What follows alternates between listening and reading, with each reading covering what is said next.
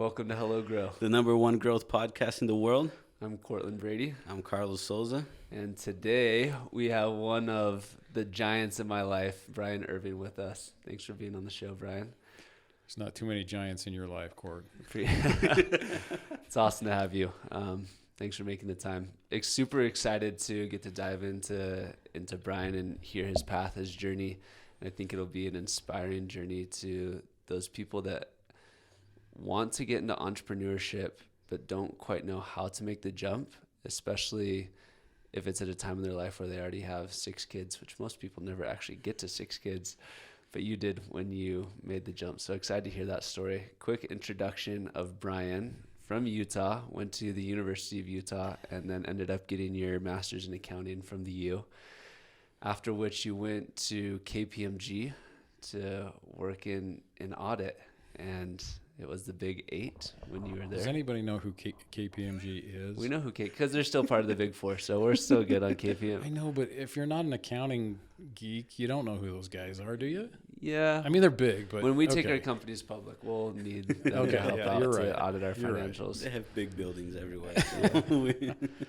After that, you left KPMG, and we'll get into these stories, but you went to go start a company with your brother that didn't actually pan out how you thought, and so you went and did your own construction thing because your dad had been a general contractor and you had done construction work to get through school, which an accountant in construction, we're going to have to hear about how you can wear 2 hats that far apart from each other.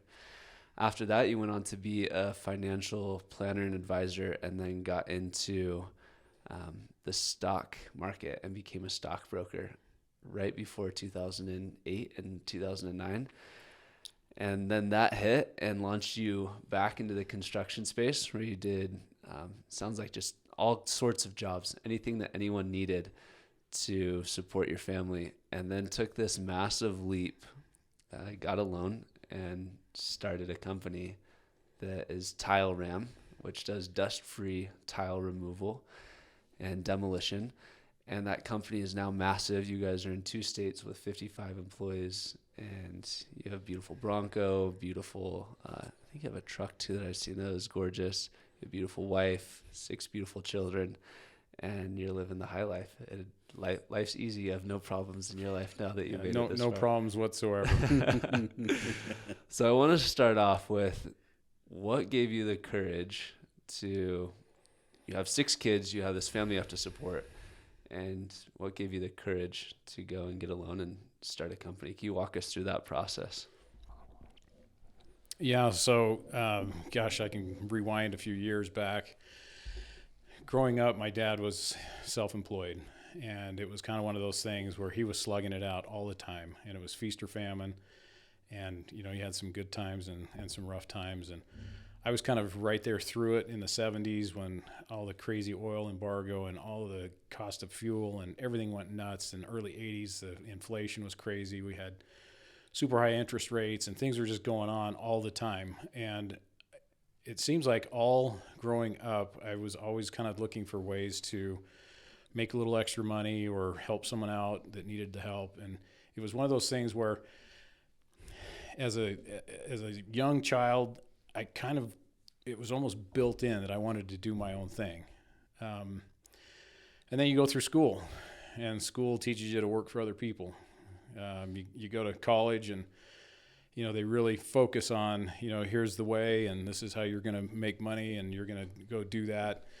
And in the back of my mind, I always thought, gosh, I really like the freedom. I like the independence of being able to help other people and make money doing it. So you fast forward a bunch of years, and, I think back on some of my first jobs. My very first job, I was probably 10 years old. There was a drapery manufacturing company just down the street. I grew up in Sugar House, and it was 2 blocks down the street, and I would, either ride my bike or run down, and they had me sweeping the floor of the clippings of the draperies as these women were sewing them. There was probably 15 or 20 seamstress in this room, and I would go there after they were done and pick up after them and have to pull the strings out of the casters on the chairs, and I was probably getting 75 cents an hour or whatever it was. But I was pretty young, And that was just kind of the beginning of just always looking for something to do and always working hard and trying to do what I needed to. You know, at a pretty young age, my parents, you know, they didn't buy clothes or anything that I would want. So it was kind of up to me and just go figure it out. And that's just kind of how we were raised. So that was an interesting beginning for me, but it was great. You know, I learned how to work hard at a pretty young age and reaped the benefits of doing that. And it seemed like I always had some kind of a job going through school, and you know, ended up working in kind of a maintenance.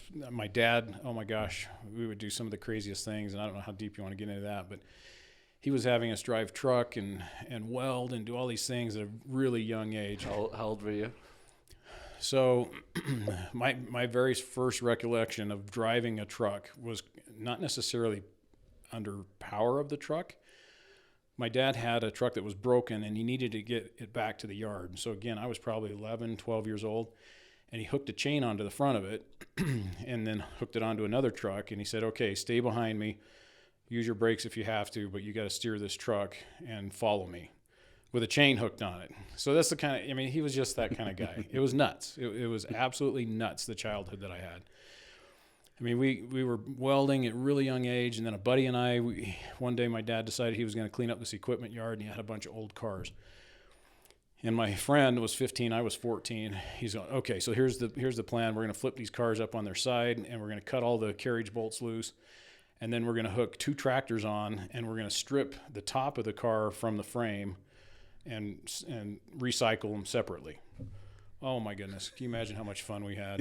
14-year-olds just tearing stuff up. And I don't know if we even checked for gas in the tanks. It was, I think back on some of that stuff, and I'm like, I don't know how we even survived that. That was crazy to think about what we were doing, but that was the kind of guy he was. He was busy and he wanted things done, and he just turned us loose. And so we just went for it. So we were framing houses and doing all kinds of crazy stuff as a kid, and he loved pouring concrete. And I was a little younger than the others, and so I didn't catch his wrath nearly as bad as my older brothers, but he was a pretty intense guy.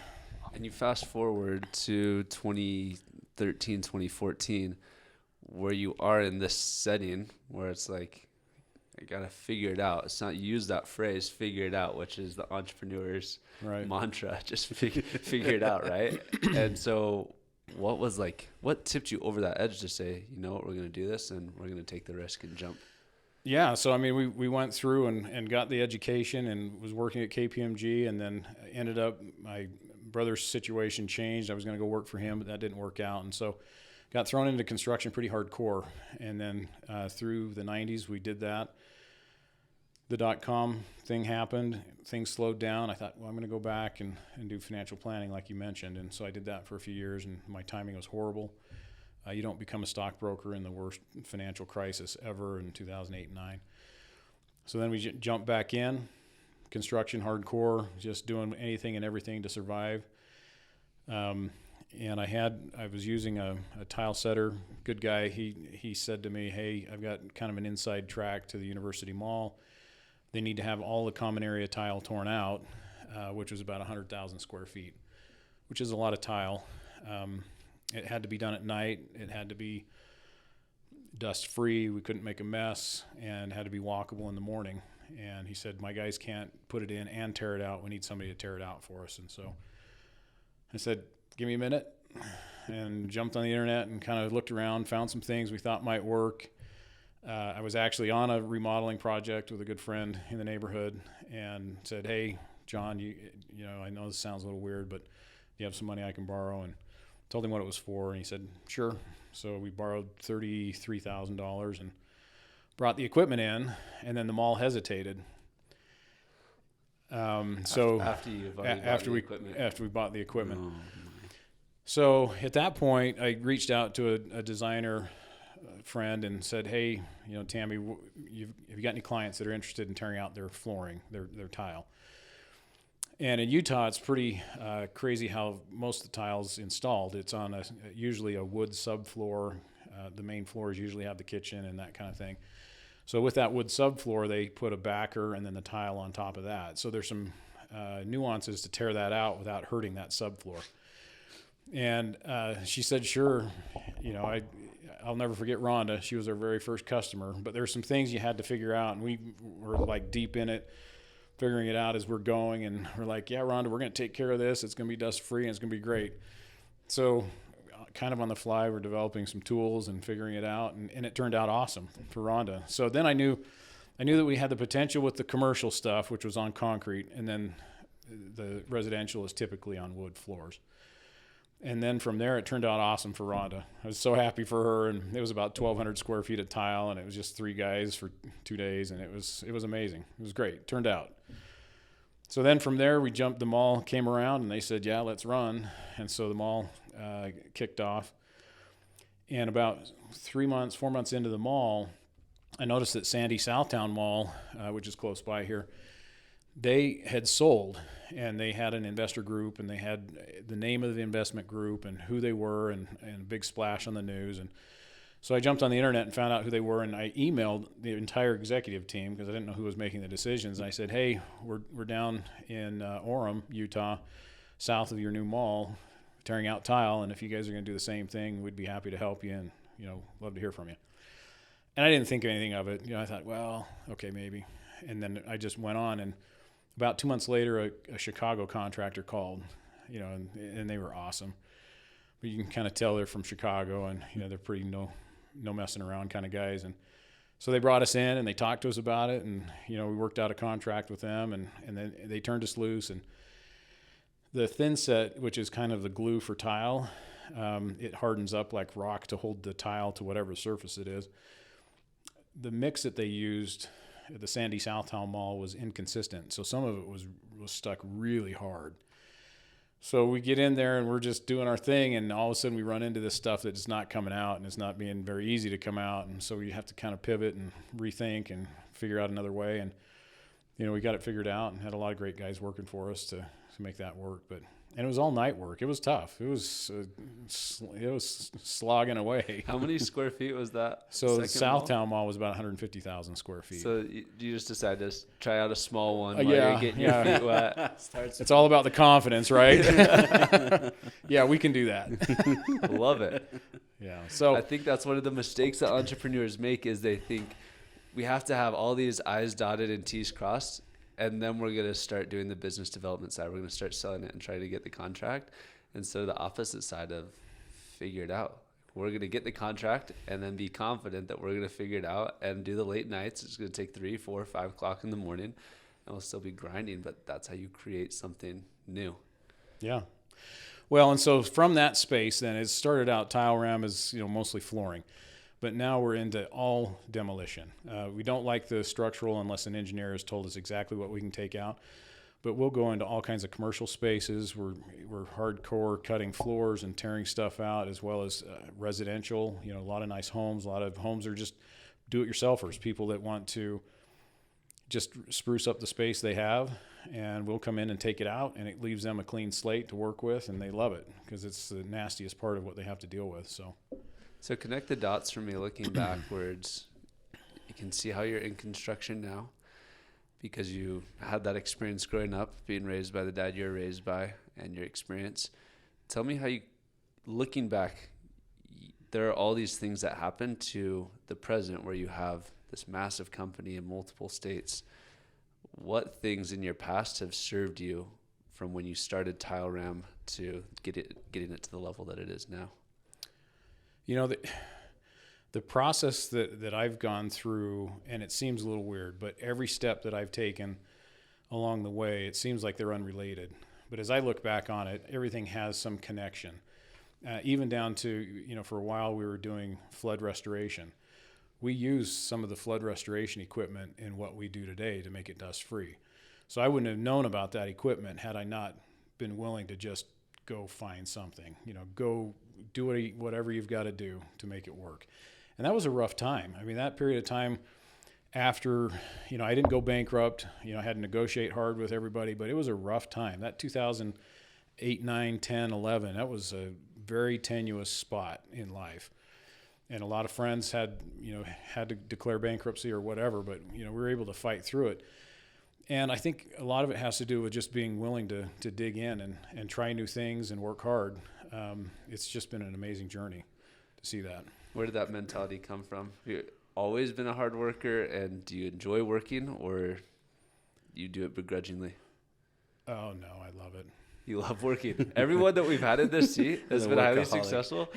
I don't know what to tell somebody that doesn't like working, how to be successful. Yeah. Because if you don't love it, I don't know how you ever get past doing what needs to be done to create a successful company. We haven't had anyone here that said, I'm doing this so that I can retire at 30. No, because if they retire at 30, they're going to find another thing in the next thing. Right. They're just addicted to the No, grind. it's just, just all kinds of different experiences have just brought me to know that through hard work, it pays off, and through hard work, great things happen. And that's the only way it works. It's good. You said that at the beginning of your company, you're just doing everything. Like you do what you got to do, right? But then as the years are progressing, you found your niche, and then now you've expanded to other verticals, I guess. Can you tell us a little bit more about that process? And so I'm a big advocate of focusing, right? It wouldn't seem for the journey that I've been on, but we know that what we do is so specialized that we have to be the best at it. And, going down that road it's just been an amazing journey to see the changes. And it's not just been me. I mean, there's been, tons of employees and help and friends and everybody along the way that, said, oh, that sounds like a good idea or not. But it's been good for us, and it seems like, well, now we're doing general demolition, but we're doing general demolition with all of the tools and techniques that we do with a floor. So that's a natural for us. But we will never go back to installing anything. I will never go back. Well, never is a tough word. I do not want to go back because we're so good at what we do, and we're so focused, and we have the equipment that does what we do. It's just it just works for us to. And we've had a lot of flooring people try to say, well, we're going to do the demolition. Well, they don't have we have giant trailers full of tools that are specialized in what we do. They can't install and do what we do very well. You got to focus on something. So it's important to, and find that piece that, everybody's kind of wanting. If you're going to be successful in business, you're offering, you have a value proposition. I'm going to solve a problem or do something for you in exchange for a fair price, but this is something that you want. I want to solve a problem, or I want to have you get what you want. And I think that's one of the amazing things when you transition from a just entrepreneur startup mode to growing and scaling up. I feel like it's been the same thing for Aspen. We would take any type of inspection, just anything we would do, and now we've been able to look back and say, hey, we're actually good at speed. We are the fastest inspection company, service company in the industry. It's allowed us to say no to things that they're not profitable for us and that we're not good at, and then now it's allowing us to even become better at those things that we are already good at. For someone who listening to the podcast, what would you tell them in terms of just accept any type of work, or at the beginning? No, at the beginning, you have to make a conscious decision. If you're going to have somebody ask you to do something, you have to think about if it's going to line up or not. But you've got to get the traction. You've got to start doing the work somehow, some way. When do you know if you have traction or not?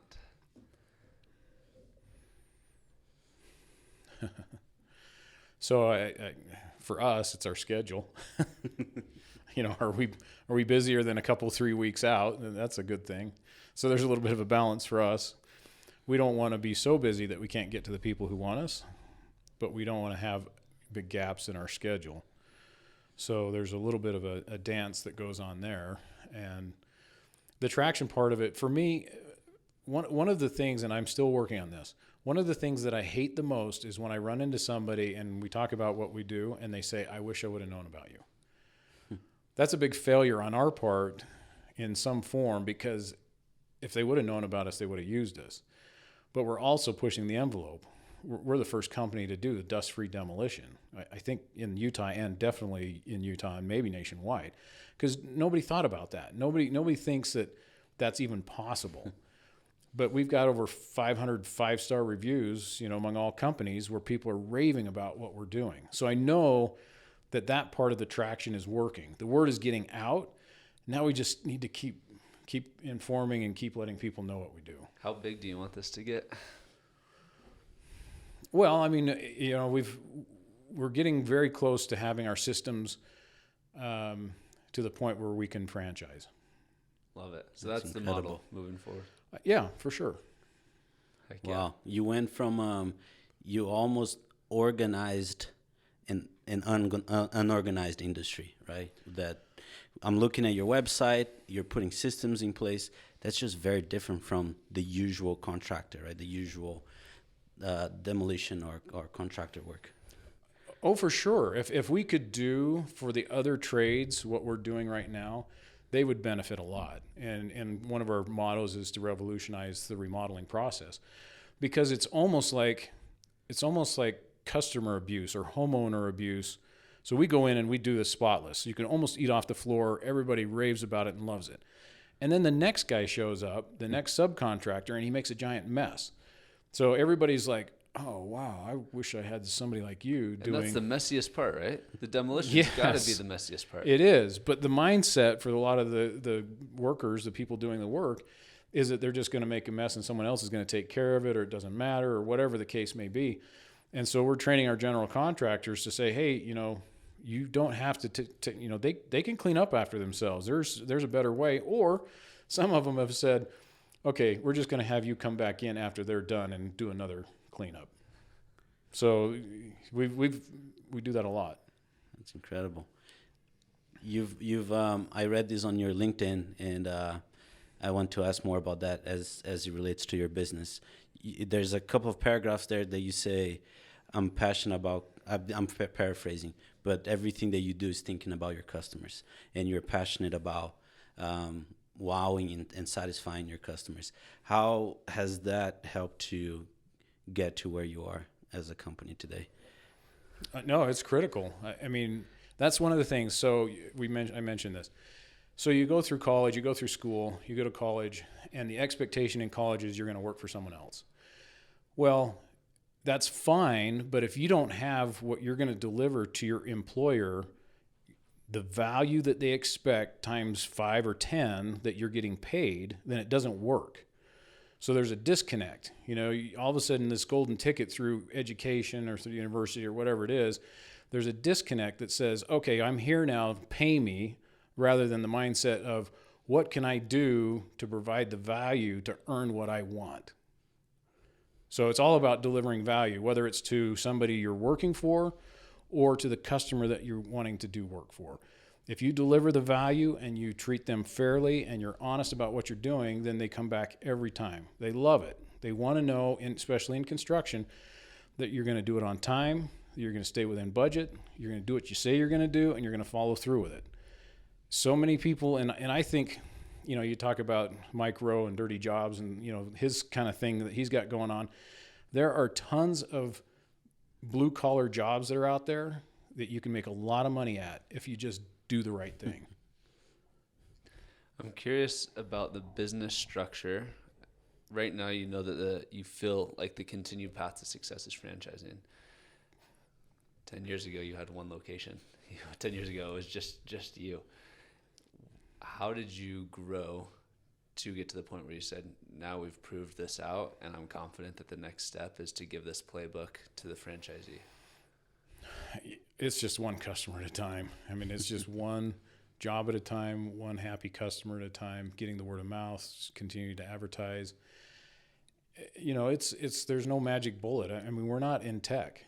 What were the break points? Was there a certain amount of employees? Was it moving geographical regions? What were the hardest hurdles to get through to say, oh, this is scalable?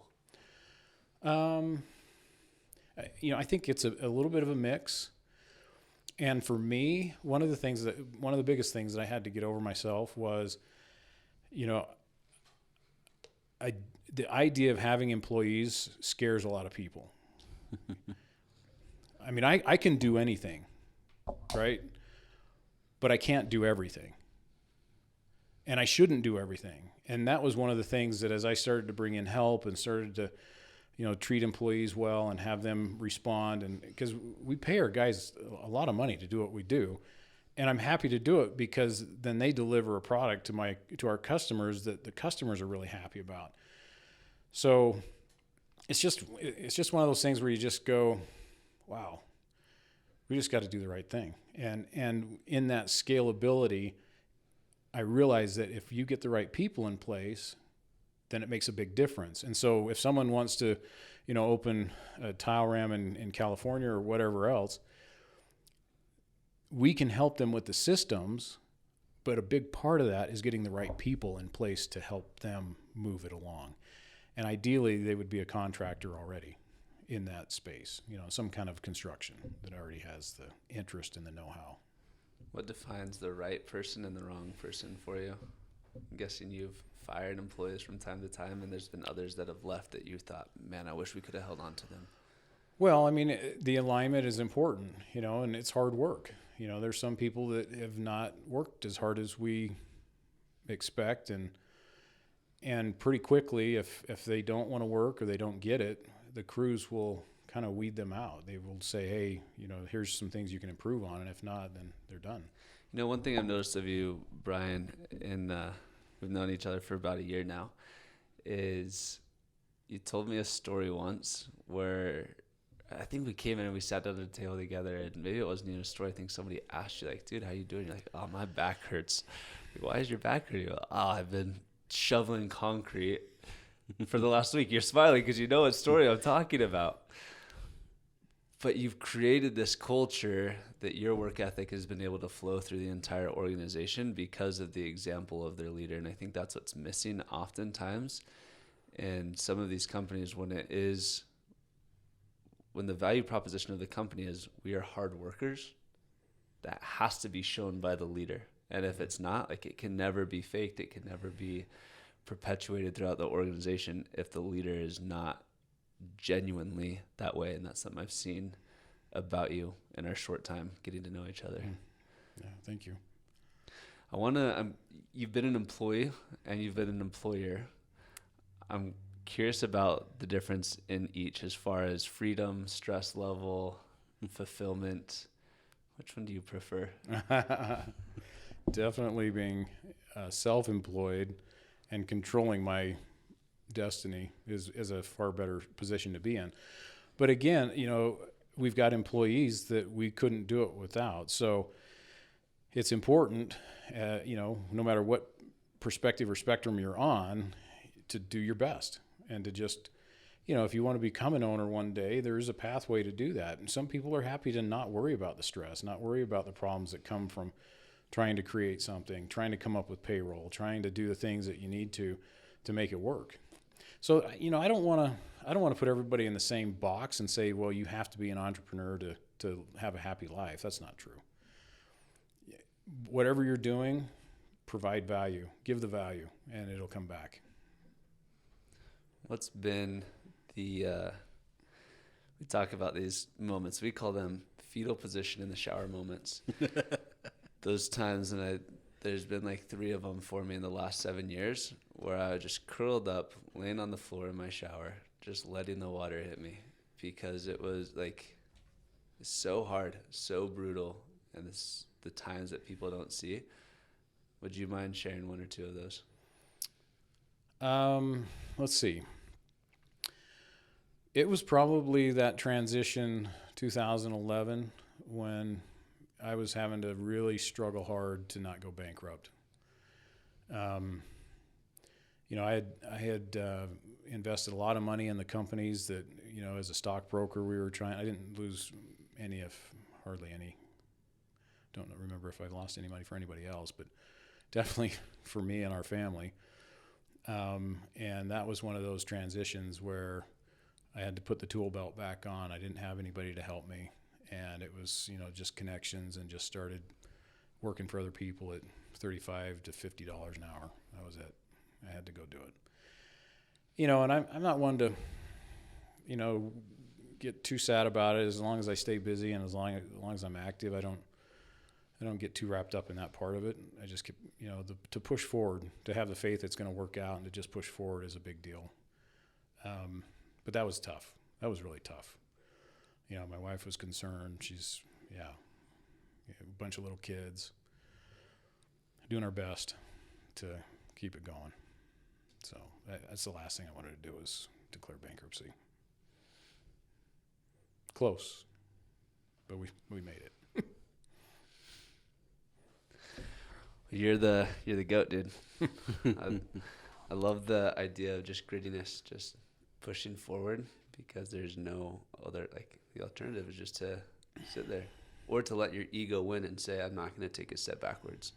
I'm not going to go do something that I did in the past.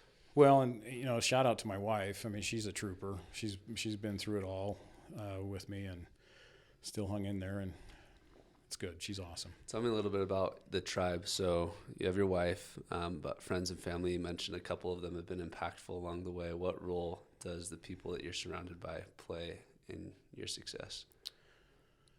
Well, I mean, it's obvious that if you can get yourself in a position, there's the saying that's out there, you're the average of your 5 best friends or people you hang out with, or however that saying goes. And that's true. If you want to push yourself forward, look for people that you're going to learn from, gain from, and also help. I mean, you don't have to always be thinking you're going to be the one that's learning. I mean, you can provide value to the people you hang out with, but it's critical. In this day and age, it's hard for me to say flat out, yeah, you need a degree. You need a 4-year degree from a university or college. I can't say that right now. But what I can say is that you had better be super motivated to learn. And the avenues to learn are unmeasurable. Because you've got the whole, like your podcast here, you've got the whole world that can give you and teach you. You can learn languages, you can learn to code, you can learn to do all that stuff. You've got AI out there that you can, throw in something. Hey, how do I learn how to do this? And start figuring that stuff out. You've got to be a self-motivated, self-directed learner now. Otherwise, you're going to be behind. I mean, what they're teaching in universities right now, unless it's history, a lot of the technology stuff is old. By the time you graduate, you'd better plug into something that's current. And maybe the professors have changed, but when I was in school, they were pretty lazy. They taught the same thing over and over again, and nothing ever changed. But now it's changing at lightning speed. So, buckle up and get ready to learn. You better be an active learner. I hate the concept of free education, like clearing everyone's college debt, because education literally is free. Like, you can go learn whatever you want. So you're not making free education, you're making free degrees. So you're just devaluing everyone else's degree that went and actually put in the work to get it. So yeah, figure out how to get the education. I love that, how to actually learn. Bryan, you mentioned earlier that there's 2 questions that I want to ask you, and that you had to figure it out, and then you also said that no one was there to help you, right, during that difficult moment, in that transitional moment for you, that you had to put your tool belt on. And I heard this the other day, and I really like it, that a man usually has 2 births. One when he's actually born into this world, and the moment he finds out that no one else there's no one else that's gonna save him. He's got to save himself, right? And Cord and I, when we had lunch, and then we were getting in the car, and I said, well, this is one of the people that, like, just talking to you for 1 hour, I left lunch feeling like a little boy. Like, you just you just have these amazing stories. Carlos, I'm only 5'8". and Kurt talked about how you are a giant in his life, and you just have this presence within you that makes me feel like you're a man with strong values. And now getting to know you a little better with the stories that you've shared, I kind of can feel like, wow, yeah, he's gone through a lot, and it's built the character and the man that you are today. Can you just tell us a little bit about your values as a person? What are the things that you strongly believe in and that you hold on tight to? Sure. that have contributed to your success? So, growing up, my parents were on the edge of divorce the entire time I was little. And for me, I had some brothers and sisters that kind of took me under their wing. But the other thing that happened for me is I developed this real sense that there's a God in heaven and that he knew who I was. And because of that, it made it so I could go through and I could pray, I could do what I needed to do to have that connection, independent of all the different people. And I have, again, brothers and sisters that kind of looked out for me, but the sense of knowing that there is a God in heaven that knows who I am and that is concerned about what I'm doing has made all the difference for me. I love that. The second question that I had for you was, you mentioned that you asked for a loan, that $30,000 loan, and you also went and called the designer and you asked for work, right? And Corey and I were actually talking about this a couple of days ago, that we are in a generation that people are afraid to ask, afraid of rejection. Can you tell us a little bit more about that, like the courage to ask, and maybe share another experience in your life that you had to step out of your comfort zone and had to ask for an opportunity, and how that panned out for you? Well, again, growing up in the household that I was in, you didn't get anything unless you fought for it or asked for it. So it was one of those things where you had to be your own advocate. And so just along the way growing up, yeah, sure, if you wanted something, you had to ask for it and go get it.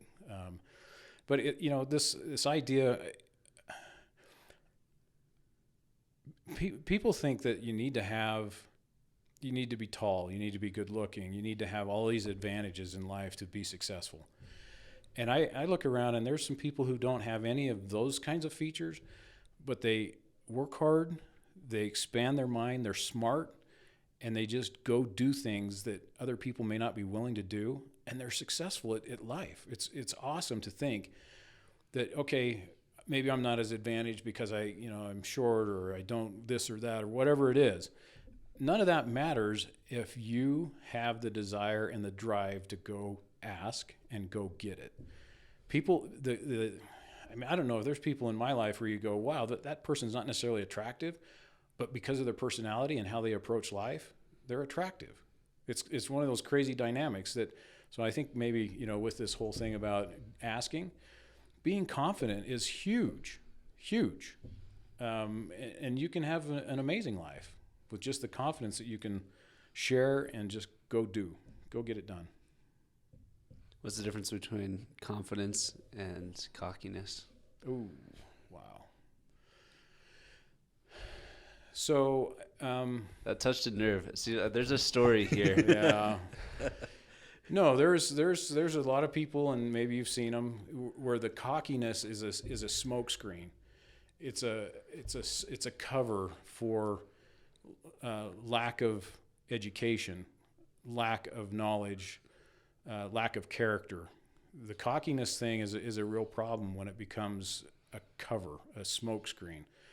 I'm not talking about confidence to put someone else down or to demean somebody. The cockiness that is a smoke screen is really, really bad. What advice would you give to your 25-year-old self?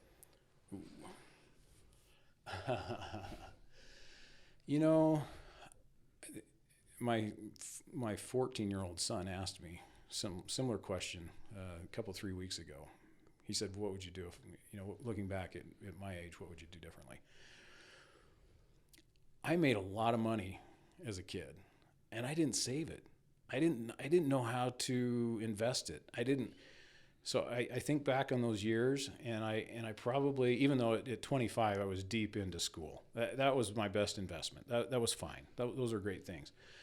But the earlier you can learn how to pay yourself and put that away in a space that's safe but investable, and be able to invest it, the hard cash is a big deal. I would think long and hard about maybe some of the financial decisions that I made and save more money.